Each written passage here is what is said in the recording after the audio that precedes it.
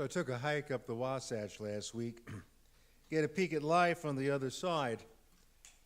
It's kind of hard to believe that this was my Christmas hike already, a 29-year tradition in which I contemplate the holidays. This year, Christmas is noticeably different in how it affects office parties in the wake of powerful men being toppled by all those cute little gals who are either the brunt end of too many off-color jokes or targets of being pressured into extracurricular activities. The whole culture has gone tilt. It's a kind of justice that harassed women have been waiting for their entire lives. And it's certainly given the office party new definition and meaning. You know that most companies now prohibit alcohol from their parties and have eliminated pool parties, which used to be very popular as of last year. They're turning now these parties into team-building exercises. What fun is that? Many companies find it cheaper and a better practice to just give their employees a half day off rather than risk a Christmas party. Yeah, they're finally getting it. Other companies, not willing to let go of the party idea, have chosen bowling alleys as their venue for Christmas parties. Bowling alleys. Makes me wonder if these executives ever understood the meaning of metaphor. Maybe, maybe not.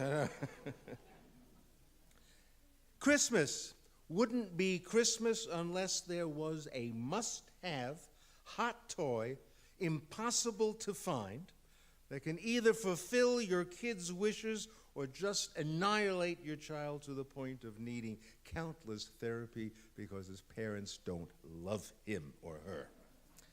Now, I remember, I'm certain that you do too, the old days of Cabbage Patch Kids, Beanie Babies. Remember the craze on Tickle Me Elmo? You couldn't get that. Parents would pay a year's salary just to have that hot item under the Christmas tree. Well, this year's must-have toy is the fingerling, a 5-inch monkey that grips your finger with its legs and arms, blows kisses and blinks its eyes. Cradle a fingerling in your hand, and it drifts off to sleep. Press the fingerling's head, and it passes gas. Millions upon millions of children this Christmas can't do without this $15 farting monkey. But it represents a nice alternative, I think, to iPads and smartphones. At least kids still want to have something that's a little earthy, which is good, encouraging. Now, for those of you who have pets, I bet most of you make sure to include your dogs or cats in the gift-giving exchange. Let me tell you, I can't wait to give my 12-year-old black lab his gift this year. You see, veterinarians are concerned about alleviating pain in the joints as well as decreasing anxiety.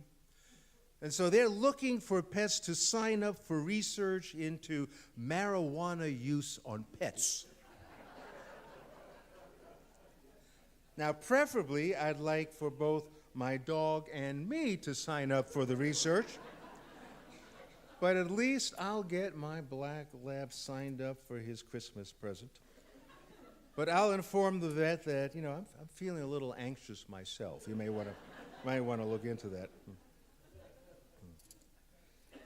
When I got to the top of the Wasatch, I had a beautiful view into Westminster, Colorado. And I wonder how many of you know Westminster, Colorado. That's where the Santa University is located. It has a 4-day training period for Santas who will be placed into 675 retail centers across the country. It's a rigorous program that cuts right down to the heart of what Christmas is all about and shows the very character of our country.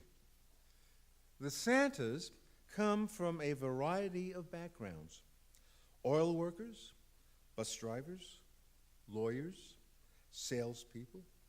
Some are retired, some have day jobs and use vacation or unpaid time off to perform their Santa proxy duties. These gents, and this is required, all have their own beards, and some of them have some pretty good natural padding around the middle. And in case you think this Santa work is easy, the students need to be taught by various experts in the field. First, a chiropractor who instructs them on body positioning while holding children. Did you ever think of that? A nutritionist who helps them eat right to maintain energy and boost their immune system. A social worker who helps them deal with tough situations like crying children and recalcitrant animals on Pets with Santa Night at the shopping mall. Stylists who help them keep their beards and hair white and silky. And general instructions like how to launder their Santa suits, and rules like never eat at a mall food court. Santa wolfing down a taco doesn't really help the image very much. Being a Santa involves more work than most people figure, but it's a great job, and some would even call it the best job in the world. As I returned to the valley, I got to reflect on the many, many different ways people share their lives to help others. And by the way, Santas who speak Spanish are in high demand. And Salt Lake City offers a fine example of generous people. We come through with toys and food and gifts for families in need. And although I'm not sure how many fingerlings we can get our hands on, we're going to do our best. It's an emotional time of year when we realize how fortunate we are all year long, and that the best gifts we are given come wrapped in love. You know, it's great to sneak a peek into Westminster, Colorado, but I love it right here. We do so very much to help children, especially children who are in need. And so I am convinced once again that Utah is the one place you have to leave in order to discover just how much you really love it. The offering will now gratefully be received, and a gentle reminder that your generosity really is used exclusively for these fine musicians.